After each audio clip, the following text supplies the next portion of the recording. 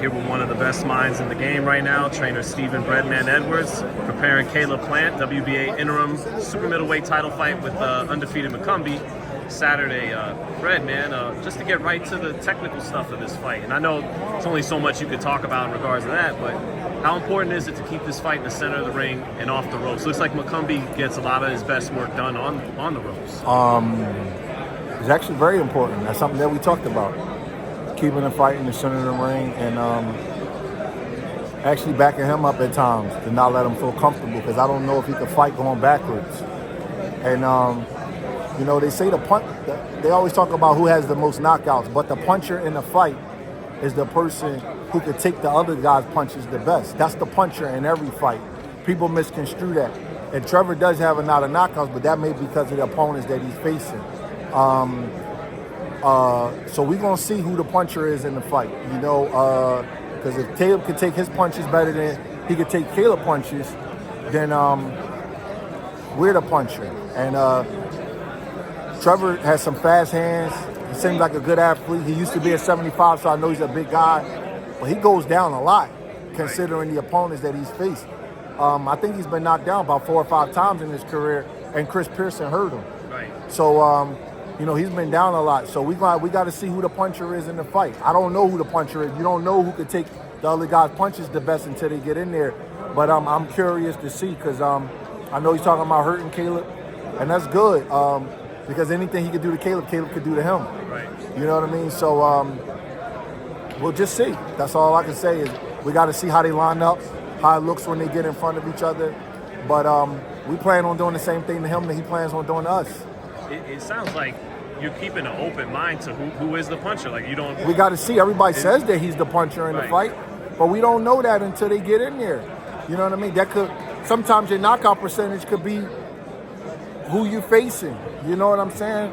Like, unless you're doing that at the top level, you don't know. Like Beterbiev, he's a puncher. Yeah. You know what I mean? We know he's a puncher. You know, but Canelo don't have a whole bunch of, like, he don't have the best knockout percentage in the world because he's fighting tough guys his whole career. Right. But he'll knock you out, you know what I mean? So you got to see. I see that he has a high KO percentage and stuff like that, but that's all relative to who he's hitting. So I can't wait. You know, I expect a very explosive fight. It seems like it's some bad blood. I don't know anything about that, but it's easy to motivate Caleb to train because there's so much bad blood. Caleb trained his ass off for this fight. So even though he's the favorite, I didn't have any letdown in training because the motivation of all of the bad blood and all of the trash talk. You know, I want to continue talking about the real meat and potatoes of the fight, but just to be a little humorous for a second, people are thinking it's funny. It's two white guys fighting in a title fight. Not very common. Not very common in American boxing. It's not. You can say it because it's not. Right. It's not really many top American white fighters over the last 20 years. Who we had? Paulie Malignaggi. Bones is here somewhere. Bones won a title. Bones Adams is in the corner too of Mccumby. Oh, I didn't know that. Yeah, he did win the title at 26. Yeah, or But- 22, I think. I guess. Yeah. I remember he was good. Yeah. But that's a long time ago, right? Yeah. So it might be longer than about 22, 23. So let's say Bones Adams, Kelly Pavlik, Right. and Paulie Malignaggi. They've been the top 3 American white fighters in the last 20 years, so it doesn't happen often. No. So it's marketable to do that. This is a business, so I don't see anything wrong with it. You know, I'm definitely benefiting off of it. I'm getting a check off of it. So it's part of boxing. Did you joke with Marketability. Caleb? We can't lose to a white guy. Did you? No, because Caleb, he hasn't been baby. You know what I mean? So a lot of people might say, like, well, white guys getting a little bit of privilege. But Caleb hasn't been baby. They threw his ass in there. He's fought some tough fights. Yeah. You know what I mean? He's fought black guys, Mexican guys. He took his first title shot. He was only 17-0 against a real guy.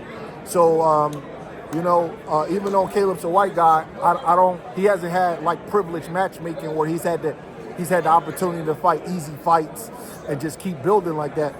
He's the only fighter in the world that's ever fought Canelo and Benavidez. Right. That's heavy work. Right. You know what I mean? So,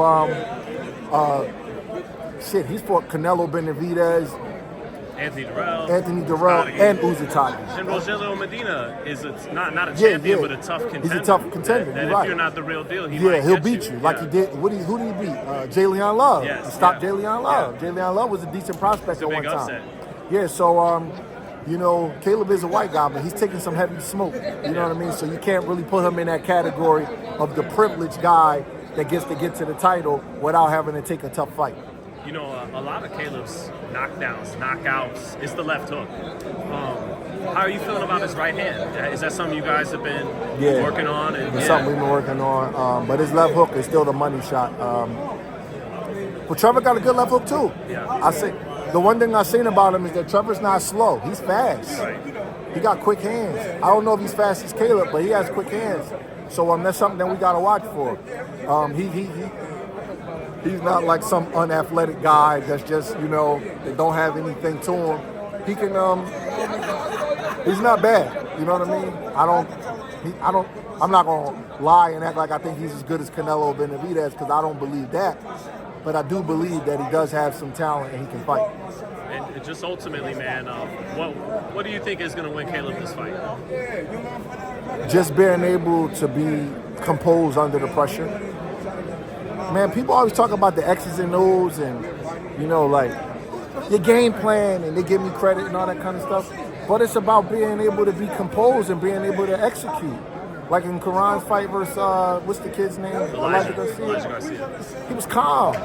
All of the pressure, how much power Garcia had, he didn't let him know that. The kid's a decent puncher, and he's a big, strong guy. But you see how Karan walked around the ring? He didn't let him carry him too fast.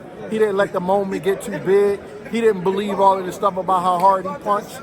And when he did get hit, what did he do? He was calm. He took it. Right. You know what I mean? So that's the part of the game that we have to master with Caleb. He gotta be calm. This kid gonna try to knock his head off. Early, yeah. He gotta understand how to weather that. Right. And once that happens, we're gonna take him in deep waters, and I believe we can drown him. And then, Sean Porter, you always said, then you can get jazzy. Yeah. Once you get control of the guy. But you gotta remain calm under that storm. You know, like that's the biggest part of boxing. Look at Floyd Mayweather. Nothing ever rattles him. Zab Judah and his uncle was fighting. Everybody jumped in the ring. What did he do? He was calm. He didn't get involved in that. He was calm under the pressure. That's the key to being a great fighter. Handling the moment and not allowing your heart rate and your mind to start to overthink and imagine something that's not happening. And when you do go through adversity, you handle it because you're not all anxious and you don't have that anxiety of it. Fighters that fall apart are fighters that's panicking. You gotta stay calm under that. And even some great fighters. You know, we know some great fighters that don't handle the pressure in the late rounds as good as they should. That don't be always a conditioning thing. That's a mental thing. So Caleb is really, he's calm. He's very composed this camp, and he's been in tough. So I expect him to just show his maturity. I expect him to show his maturity and his experience being in the big moment. Thank you, Steven. Good catching up with you, man. Yeah.